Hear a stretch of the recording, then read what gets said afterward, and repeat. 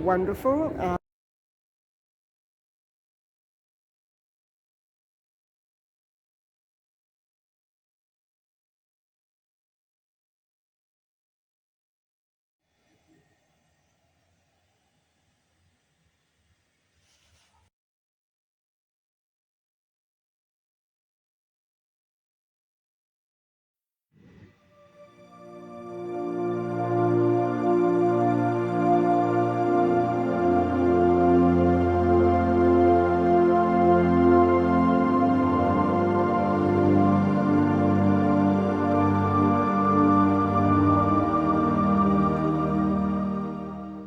Welcome to my channel.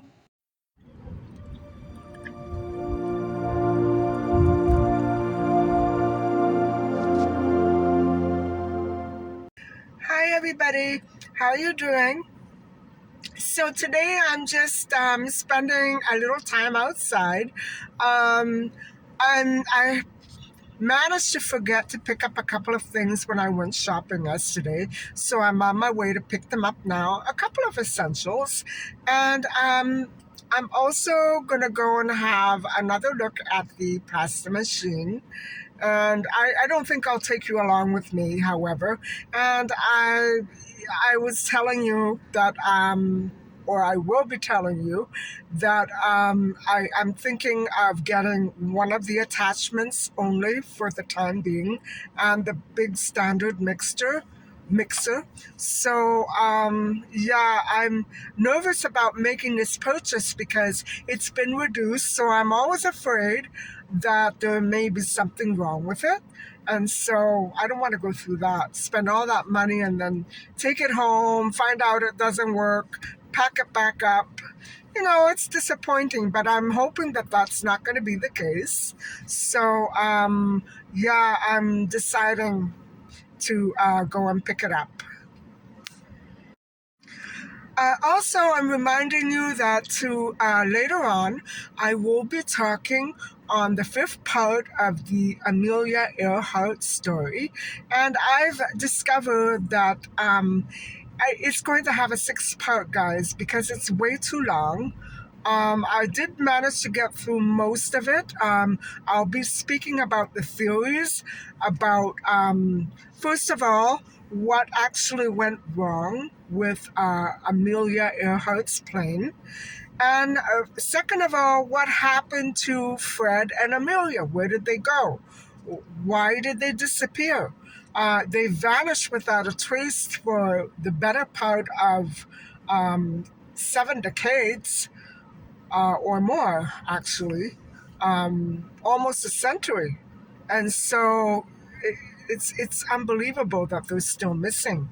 Uh, Although they would probably not be alive, but no trace, no evidence, no remains, nothing, completely wiped out. That's so weird.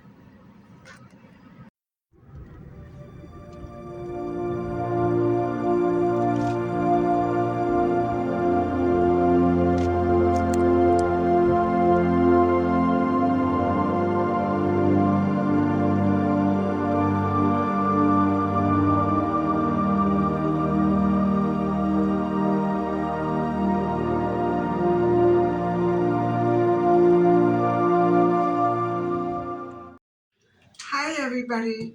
I'm back home now. And so, as I mentioned earlier, I intend to try to wrap up the last part of the Amelia Earhart story. And we're going to focus this time on theories as to number one, what happened with the failure of the plane, and number two, where Fred and Amelia could have gone to.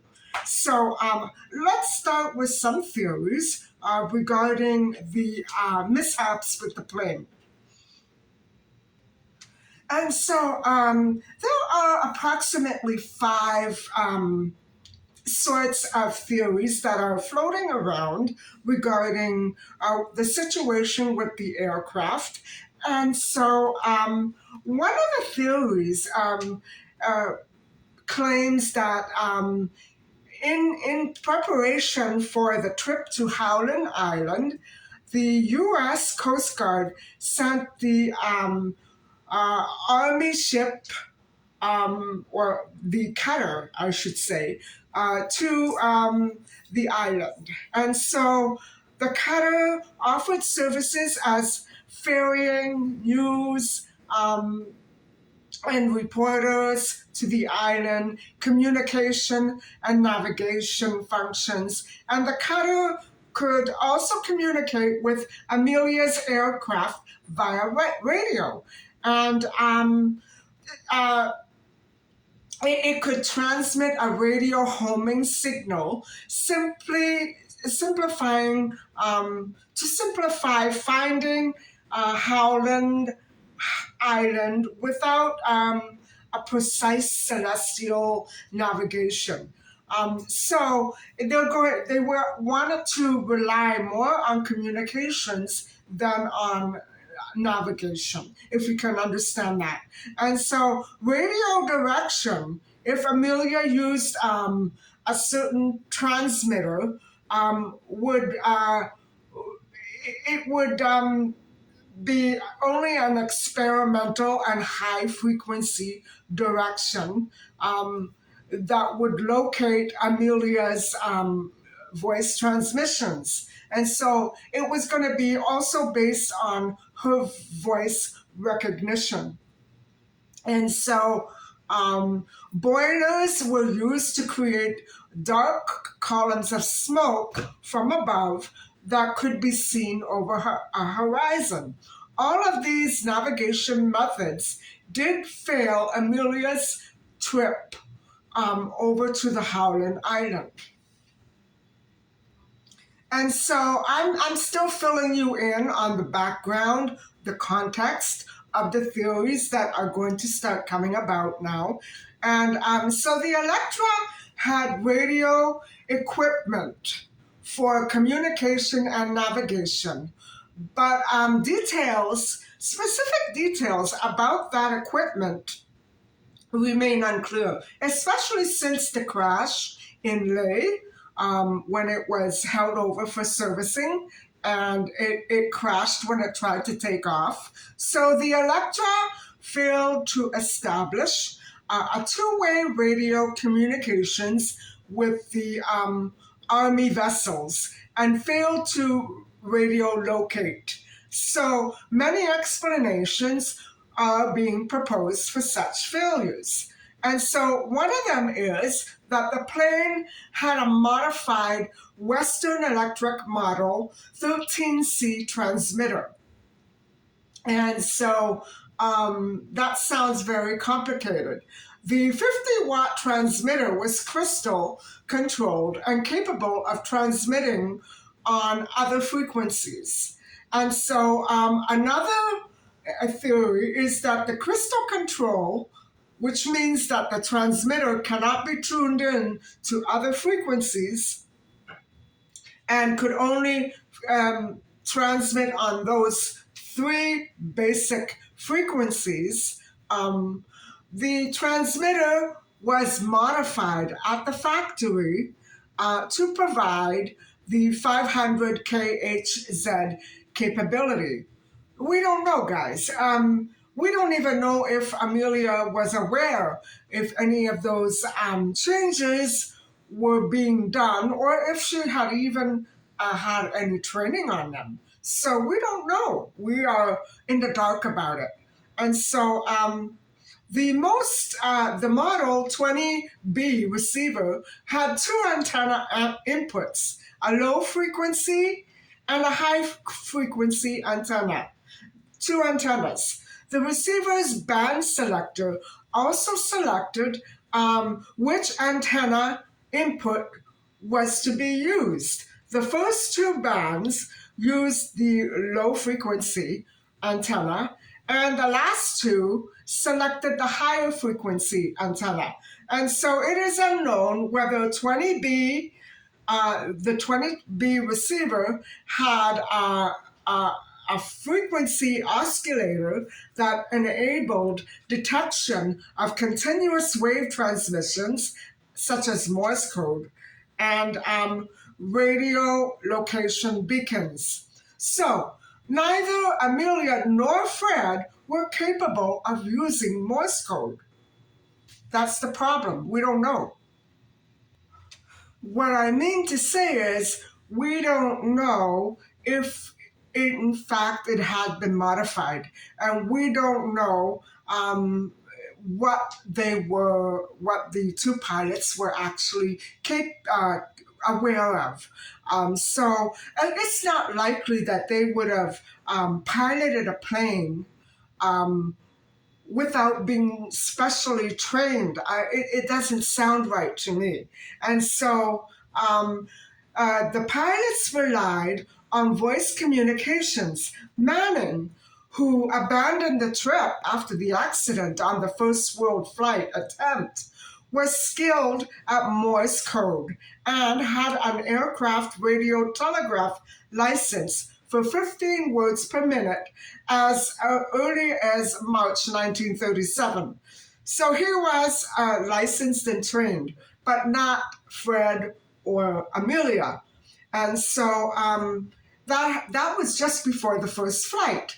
And so a separate automatic radio direction finder receiver, a prototype Hooven radio compass, had been installed on this aircraft October 1936, but removed before the flight to save weight. Well, I don't know if that sounds right to me. Maybe that should not have been done. So the radio compass was replaced with a Bendix coupling unit that allowed a conventional loop antenna to be attached to a receiver. The loop antenna was visible above the cockpit. And so, excuse me, alternatively, this antenna may have been connected to a Bendix RA1 auxiliary receiver with direction finding capability up to 1500 kHz. But we don't know if such a receiver was ever even installed.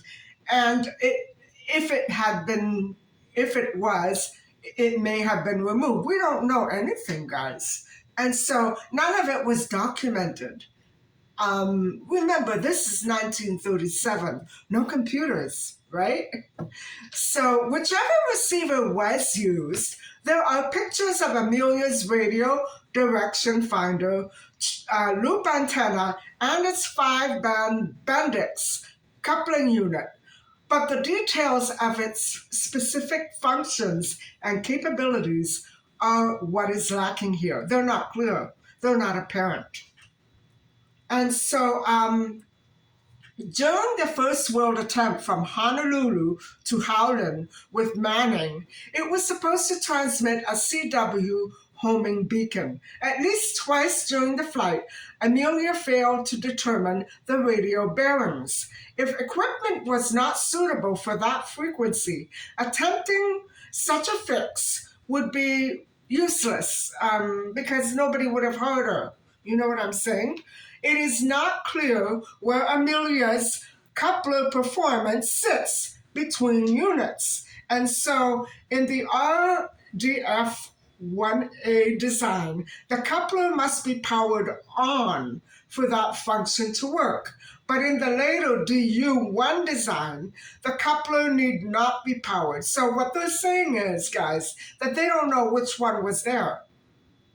And if Amelia was actually aware of the powering off and on difference. Wow, that's complicated.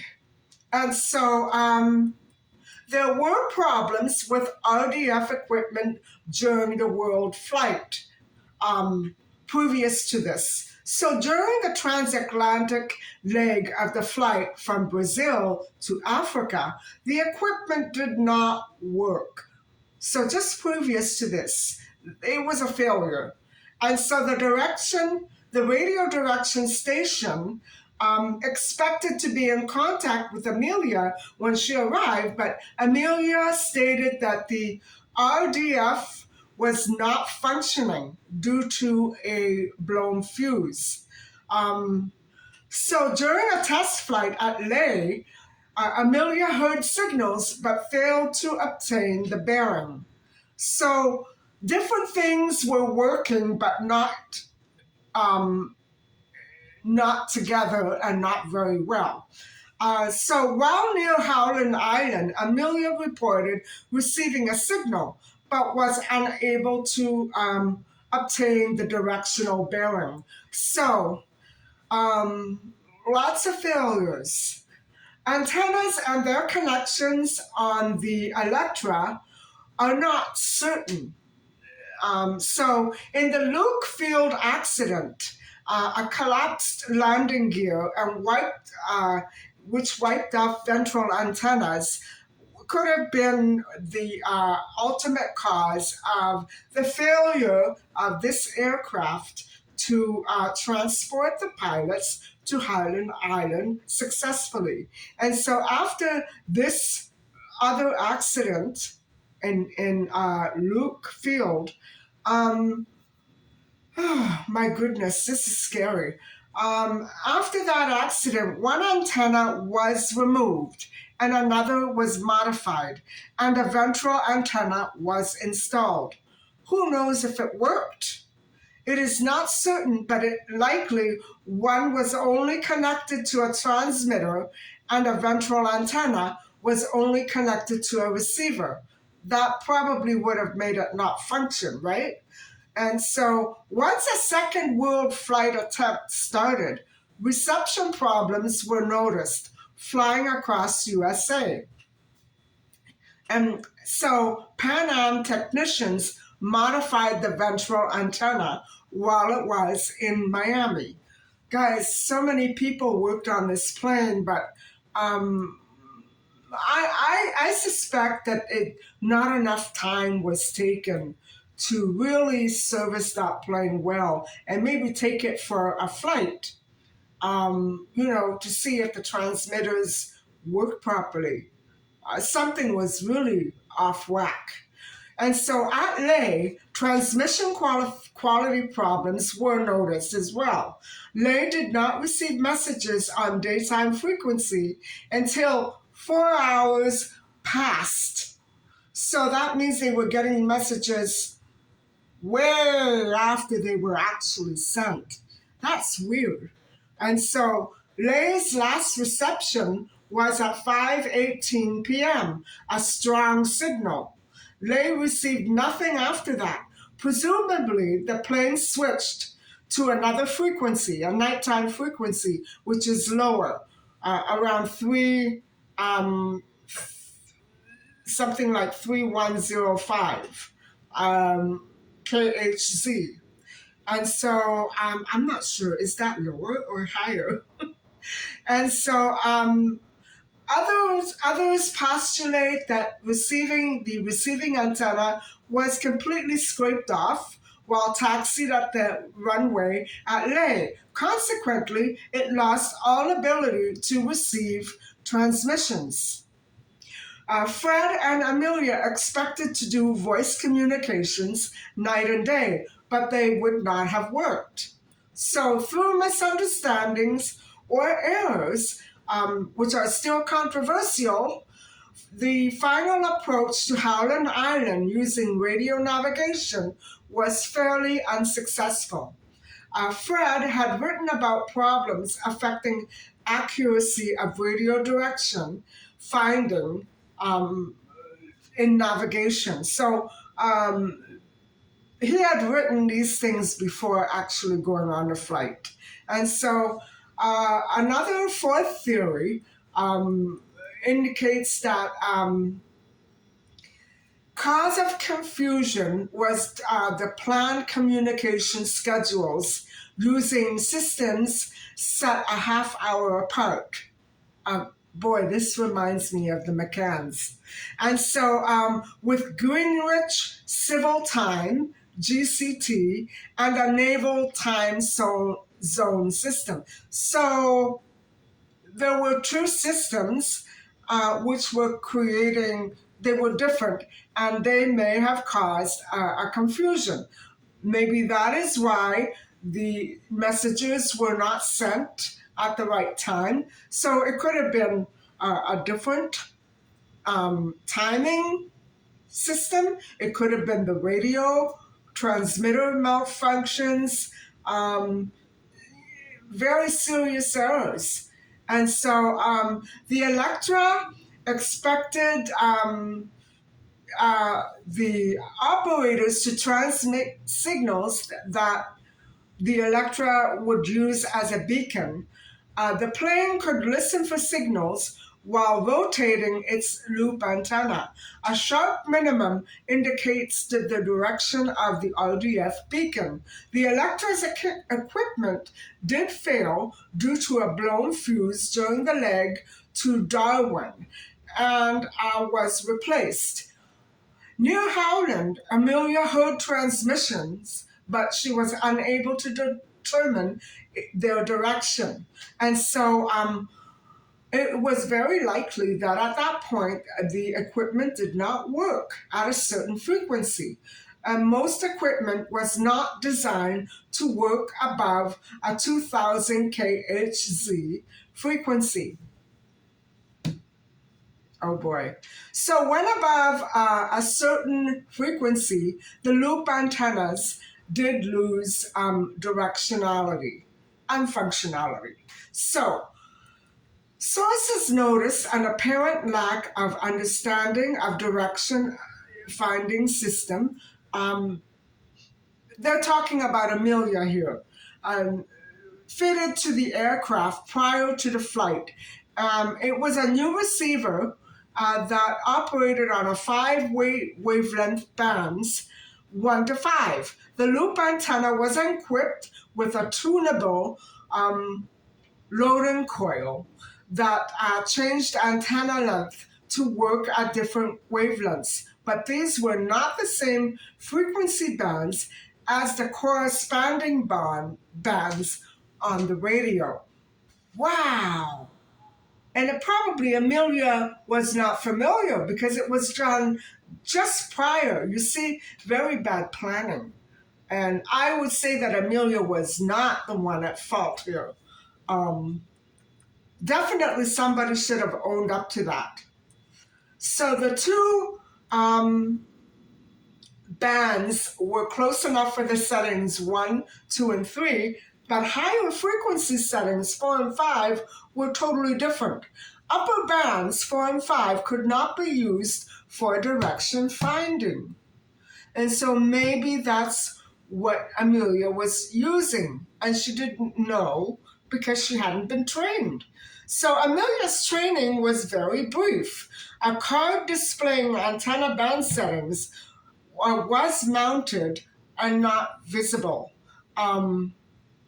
So the higher frequency bands offered better accuracy for longer ranges, but it is not clear if they would have been able to function with what Amelia was familiar with.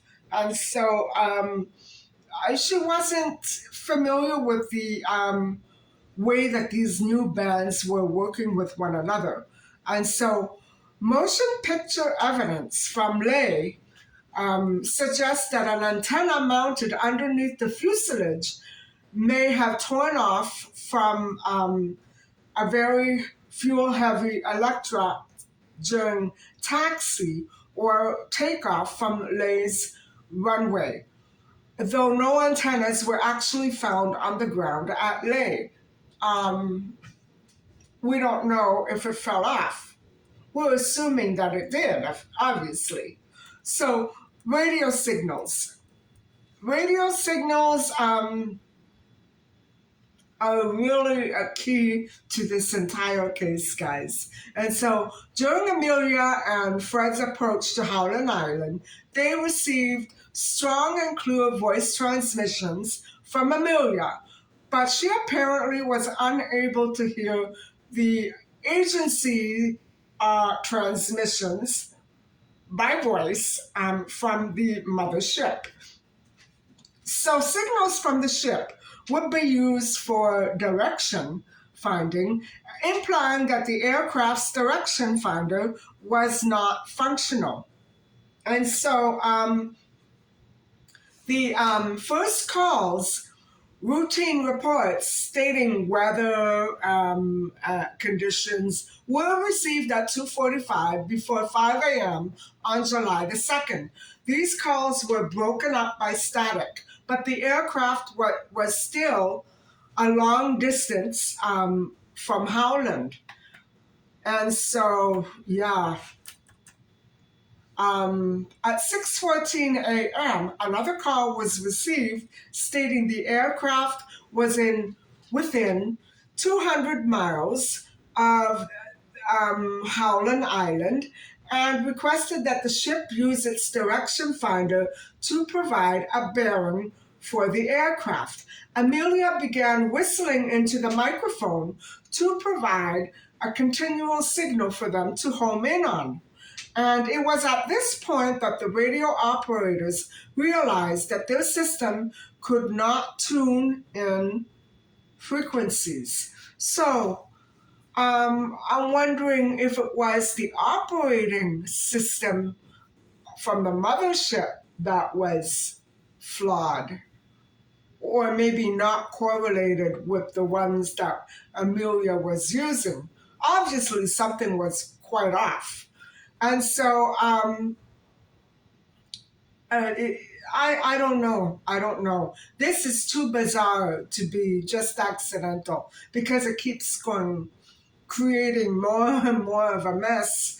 And so a similar call asking for bearing was received at 6:45 a.m. again when Amelia estimated they were 100 miles out. And so a radio log between 7:30 and 7:40 a.m., a 10-minute radio log reads,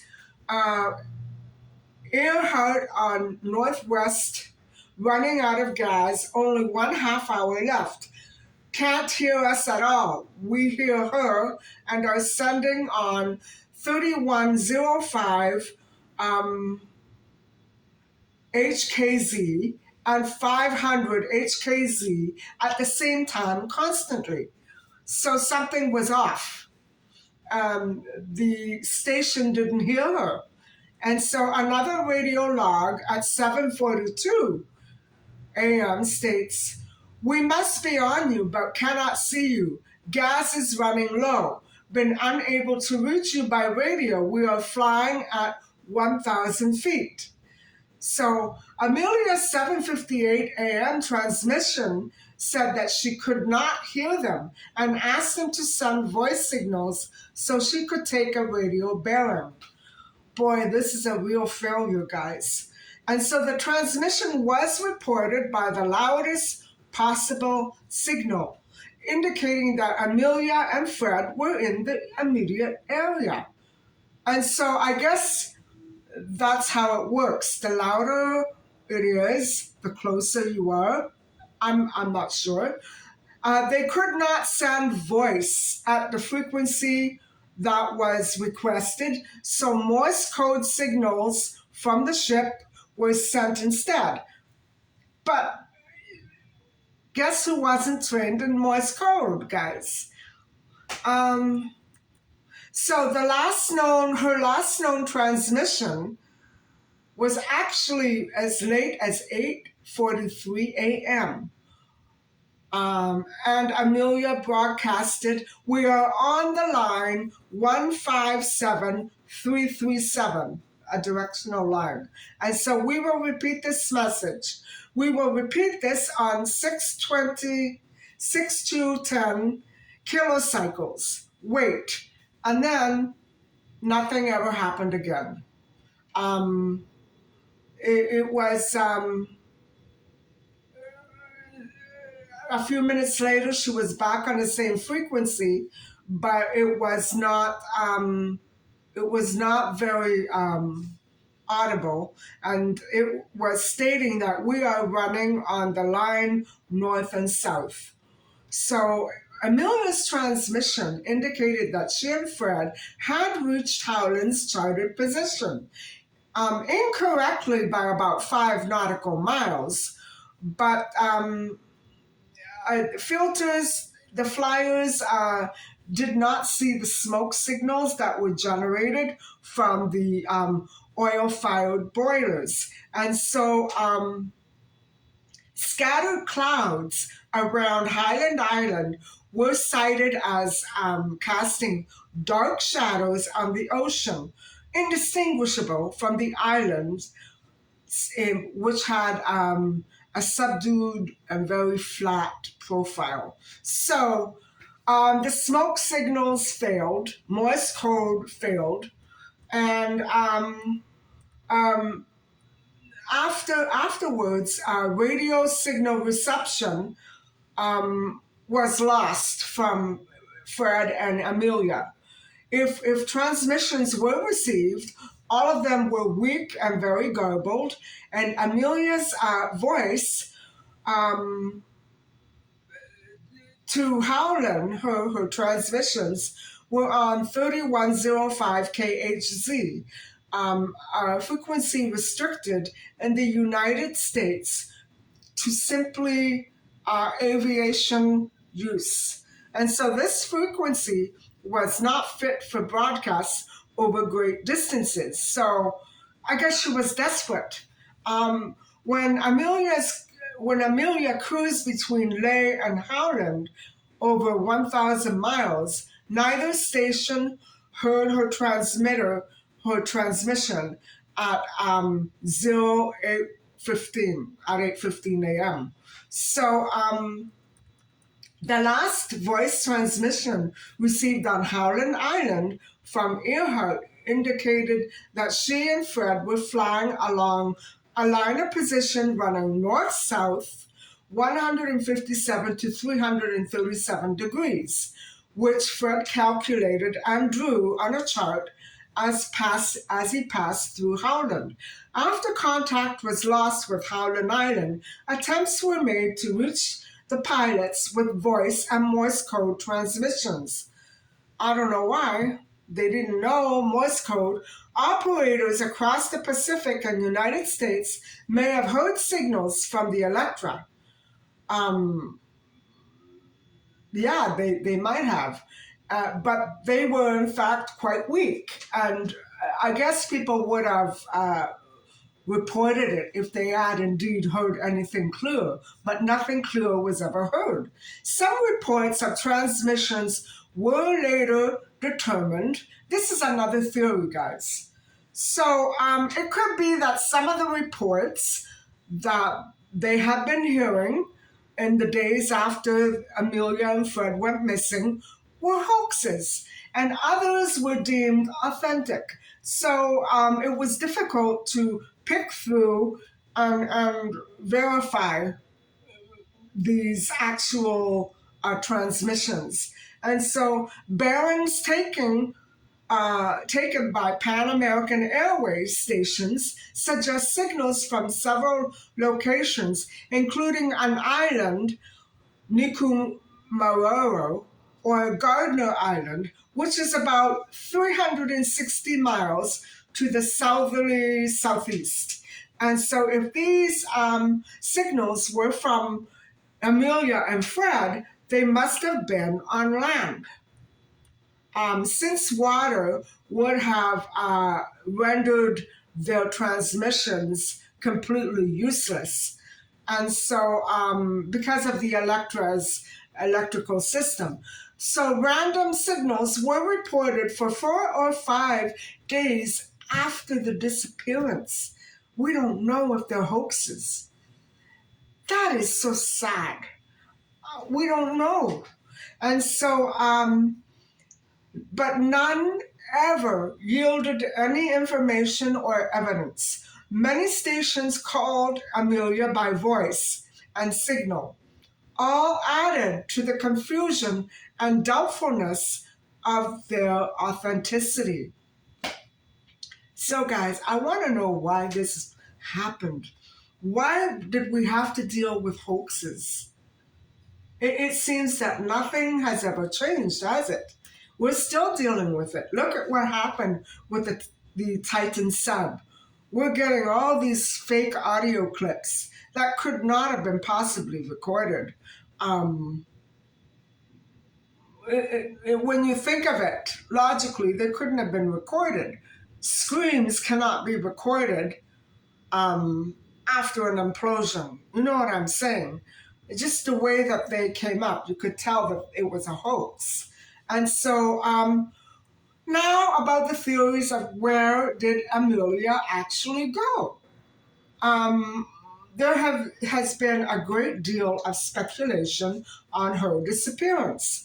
And so, where did Fred and Amelia actually go? Most historians hold on to the simple crash and sink theory, but a number of other possibilities have been suggested, including conspiracy theories.